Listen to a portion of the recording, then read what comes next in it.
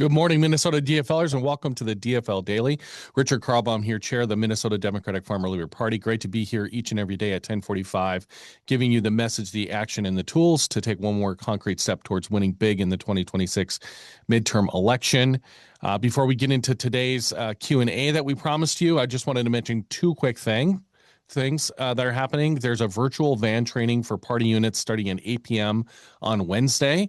And then also the Brown County Working Families Picnic is Thursday, July 9th, 2026. So encourage you to get to both of those if you are available. All these events and more can be found at dfl.org/events. All right, let's get into it. This is officially round 4 of our Q&A format. So here's the deal going forward. As long as you keep sending us questions, we're going to keep doing these Q&A sessions. And just to be clear, these questions don't have to be about any one topic. Ask us about anything, messaging, ask us about organizing, what you're hearing at the doors, anything that you think would be helpful information for others on this call as well. To help me work through today's batch, we've got our Senior Director of Communications Research and Data, Asha Carroll. Welcome back to the call, Asha. Thank you, Richard. Good to be back so soon. Awesome. All right, let's jump right in. All right. So here's the first question, and I love this one because I got my start in rural organizing.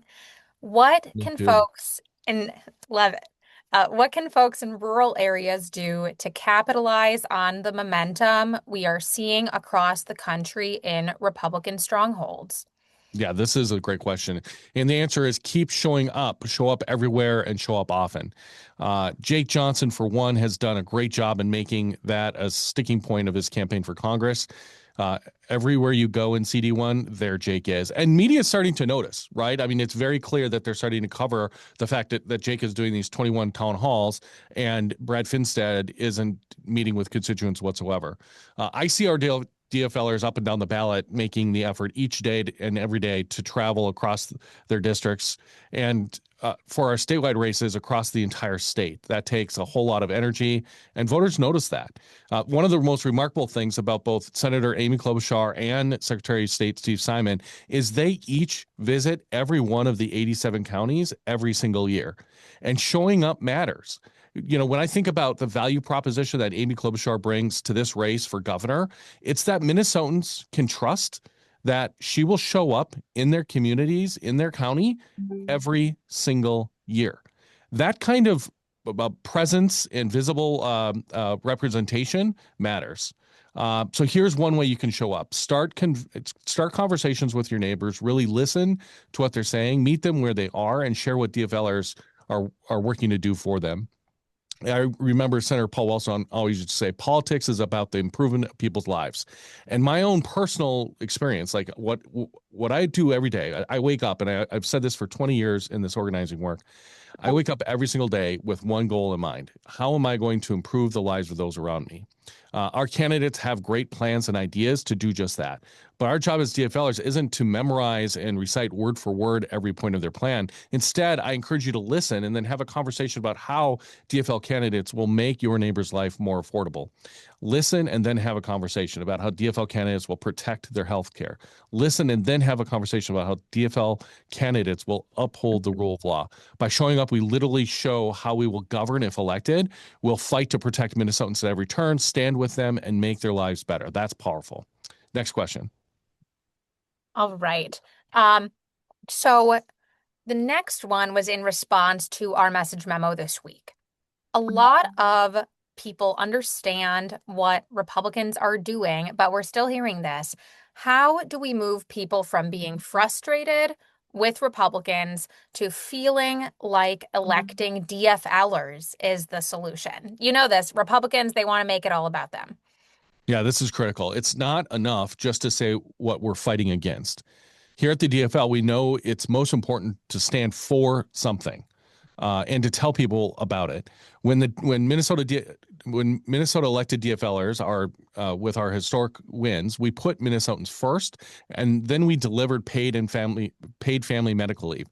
We delivered nation-leading child tax credits for families. We delivered free breakfast and lunch to school children all over the state, and so much more. Please type this in the chat right now. Let's try this. What are you fighting for this election? Is there something for folks on this call, are you fighting for something? Are you fighting for your neighbors? Are you fighting to bring down costs? Like, why are you out there each and every day doing this work? What's your why? I'm going to read some of those out loud here in a second when you put those in the chat. And when Democrats win, we put Minnesotans first, and then we deliver. And it's just as important. Look at who's running. Our candidates are seasoned public servants, farmers, mechanics, teachers, veterans, doctors, firefighters who reflect Minnesotans from every corner of the state. That's who represents the DFL. That's who's going to represent you and fight for you and your neighbors. And to that point, you all hardworking Minnesotans are the ones who nominated these folks. You huddled in classrooms and school gyms, gathered in community to make these folks the face of our party. And that means something. We have DFL candidates running in every single legislative race across the state. That's remarkable. We've never done that in the history of our party. Had 201 candidates running for the legislature. Republicans are running from the races because they know the harm they've caused. They've seen the harm that their constituents are going through because of their decisions. They're avoiding their own constituents. So we need you to help us communicate that contrast to on your social media and in conversations in the driveway and at the grocery store, etc. Let's see what you put in the comments. Let's see here. Bring down costs for everyone. Sylvia, absolutely. Protect healthcare for our family. Voters' rights and preserving women's rights. Fantastic. Great comments in the chat. Okay, Asha, what's next? All right. And yeah, thank you so much, everyone. And I know Richard just said this. So we want you to communicate that contrast in your social media and in your conversations. You can join our DFL Amplify program if you want more help building out those contrast communications and also building out this piece, what we stand for. We're going to share some good hits against Republicans in DFL Amplify, and we also are sharing more and more, and especially now that we have these great endorsed candidates, about what exactly it is that we are fighting for, and that is for Minnesotans and all these things that you shared out. So I'm going to drop a link in the chat. It's dfl.org/amplify. Richard, here's the next question, and this is a long question. I think it's a really important one. Someone asked, what is the plan to focus on women's issues? There's been less of a focus on access to reproductive health care access across the country since the last election, but Donald Trump and Republicans in Minnesota and Washington have still kept their eyes on banning abortion. And what's more, Republicans are trying to disenfranchise married or formerly married women at the ballot box, limit access to birth control, and have effectively killed the Equal Rights Amendment. So what is the DFL doing? What are we going to do to make sure that Minnesotans, especially Minnesota women, know exactly what is at stake this election? Great question. And the last sentence that you just said is really important because issues like the right to make healthcare decisions about your own body is on the ballot in November, and it's very clear at the top of the ticket. I think about the U.S. Senate race and the ability for U.S. senators to approve Supreme Court justices. The U.S. Senate race comes down to who should be able to make decisions about their own body, right? That is what this comes down to. And on our side, we have Peggy Flanagan, who's a fantastic lifetime pro-choice candidate who's always stood up for women's rights and a woman's right to choose. And on the other side, you have Michelle Tafoya or one of the other yahoos running for Senate, Adam Schwartzy, who literally make it their mission to ban abortion. And so the choice for me is crystal clear. DFLers will continue to nominate and put forward strong pro-choice candidates who are going to defend a woman's right to make their own decisions about their own bodies. And then when you look at the governor's race, every Minnesota GOP candidate for governor has said that they would ban abortion if they were elected. Kendall Qualls, the GOP endorsed candidate for governor, has compared abortion to child sacrifices. Lisa Damuth, the Minnesota GOP Speaker of the House, wrote an extreme anti-choice bill outlawing abortion with no exceptions for rape or incest. And then Mike Lindell, Donald Trump's choice for governor, said he wants to wipe out abortion once and for all. These folks are focused on that. You're exactly right. And we're going to continue to stand up and make sure that people understand what the DFL brings to the table and our values that we have. So these issues haven't gone anywhere. DFLers in the state legislature and the governor's office fought to protect a woman's right to choose here in Minnesota. And because of your hard work to elect folks, we protected your freedoms in Minnesota. Our DFLers will never stop fighting for you. And then, Adam Swartzy with the U.S. Senate has said some pretty weird things about women who take birth control, saying that they, quote, change the kind of men that women are attracted to. Literally, he said that.